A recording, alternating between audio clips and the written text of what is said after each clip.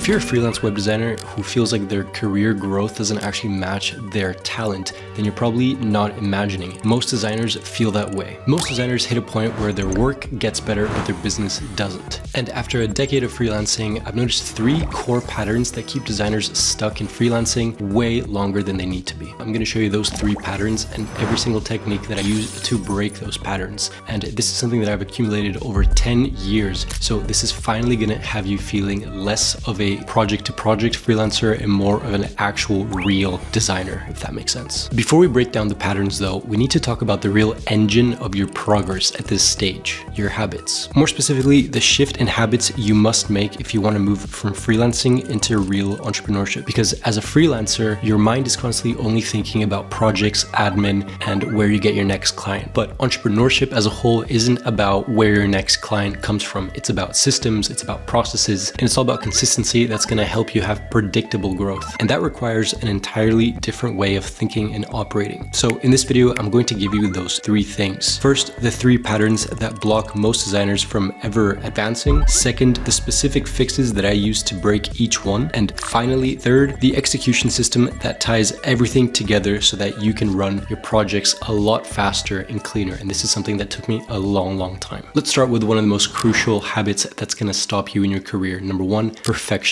A lot of designers treat perfectionism like it's a core strength or something that they want to show off because every detail matters. And when you're freelancing and you're a designer, that's kind of true. You do want to pay attention to every single small detail, every button radius, everything that I've taught and I do myself. I agree with those things. But the moment that you start moving a little bit further from designer and more towards entrepreneurship or trying to grow as a designer, perfectionism goes from being a strength to more of something that's going to slow you down. And as a freelancer, you tend to think in single projects. So your whole world is going to be this client, this deadline, this deliverable. But when you start thinking more like an entrepreneur or someone who wants to one day have an agency, you have to change the way that you think, because agencies are judged on how fast they can turn an idea into a real project, and all of this while still keeping the quality high. So really, there's no room in the first stage for crazy perfectionism that we see on portfolios. A lot of the times, clients choose the agency that can combine speed and have a solid group of systems in place, and this is obvious when you hire someone. That combination is what a client is going to pay a lot of money for, and perfectionism is something that does not fit in there. And I keep seeing perfectionism slowing a lot of designers down in 3 places. The first one is when you need to move fast when there's a quick deadline coming up. You can't be paying attention to 300 different things at once in terms of detailing. You can't be making micro decisions as a freelancer. You need to be thinking of a larger scale. You need to be thinking more in the future and kind of looking from a top-down angle rather than looking super closely at the details. That's something that you should be thinking about, but maybe later on into the project. The second is going to be making those micro decisions way too early on, and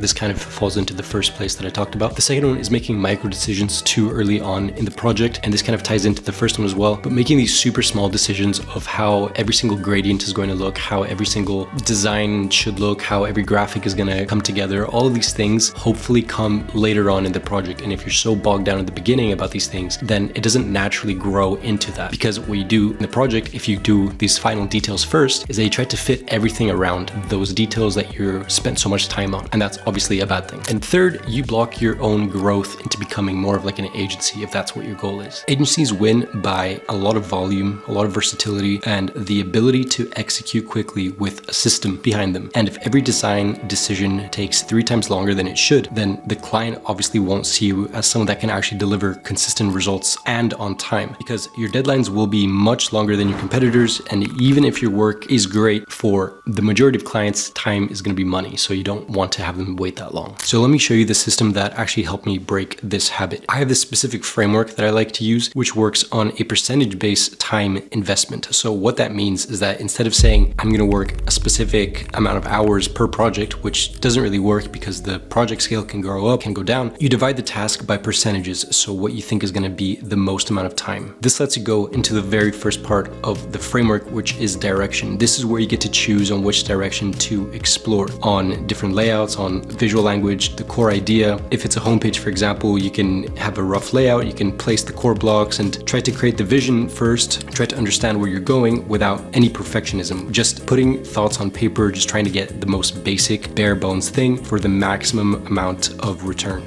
So this, I recommend spending around 20% of your time. Just try to get something out there quick to get a first reaction. The second one is going to be development. This is where you actually build the website. This is where you lay out the full page, the entire structure of all the pages. You fill out the sections with actual content instead of placeholders. Still nothing specifically perfect. That you're just building the foundation so that you can actually see the full picture. So percentage-wise, I think 50% of the time is ideal because you want to spend a lot of time here, but you don't want it to take up your whole day. And then finally, we have the third one, which is going to be detail. So this is where the perfectionism actually can show up. And this is where you can really tighten everything in. You can tighten spacing and fonts and typography and everything that you've kind of put together. This is where you can actually put those core ideas to work together. And if my math is correct, you want to spend around 30% of your time on this. So this is where you can actually, really perfect your craft. But the thing is, even after all of this, when you fix perfectionism, there's still a second thing that you need to keep in mind of, and that's going to be unclear positioning. Now, this is so simple to think about who you actually want to attract, but it is so much more. It has everything to do with the clients that you're going to bring in, the kind of work that you're going to do, how your portfolio is going to look, the referrals that you're going to get from these projects, the amount of money that each project is going to take, where physically, location-wise, this might take you. So all of these things happen with unclear positioning. So all these things happen with your current positioning. A lot of people overcomplicate this. It's really quite simple. You want to make it stupidly simple for your dream client to understand that you are the best option for them. It really is that simple. Imagine you're tailoring your entire agency or freelance world around a specific client. Now, there's three core things that I usually like to focus on for positioning. Number one is going to be pricing. Pricing is going to dictate who's going to take you seriously, basically. If you have super low prices, then you're going to attract clients that only care about pricing and are going to bog you down every single day with revisions, and they're going to be a pain. But if you have super high pricing with limits, then you're going to have good clients. You're going to have clients that care about the work that you're doing, but also have their own thing. And you're kind of just like a piece of the puzzle. You're not the entire side project that they're working on. You're just someone in their team. And so when you combine that, and when you combine the high pricing with the exact positioning that you want to be in to the third, you already have two of these important pillars, but that brings us to the third. This one's going to be about narrative. It's a simple sentence that explains everything about why you do and who you do it for. So it really isn't complicated. It's just the belief or the perspective that ties your entire positioning together. A lot of clients remember the designers that have a clear narrative way more than the ones that just say, I'm a freelance designer and I do design. Well, who do you do it for? What kind of niche? Where do your clients live? What kind of persona are they? All these things tailor you to a certain person, and that's going to be super important. Now, the last two we're going to talk about is going to be hard conversations and execution system. I'm going to try to speed through these because we're already running out of time. But being a freelancer or an agency owner or any type of entrepreneur, you need to be really good at saying no. And this comes down to a couple things. Number one, your client or whoever you're working with is going to try to take advantage of your work at some point if you are very easy to take advantage of. Your client at some point is going to try to ask for more than they have signed on or paid for. And it's very important in the very first part that they do that you say no. Reason being is because now that they've understood that they can ask a little bit more out of you and you might just do it for a favor or just this one time, then they're going to start to try again and again and again. And eventually this is going to break down the trust and the respect that they have for you as a designer, because mentally you don't value your own time enough to say no to them to get paid for the actual task rather than doing it for free. And then that leads us into the execution system. You need to have a very clear process from the beginning, and you need to communicate that with your client. This starts all the way back to the onboarding. This is where you're going to tell them how you're going to communicate, how often,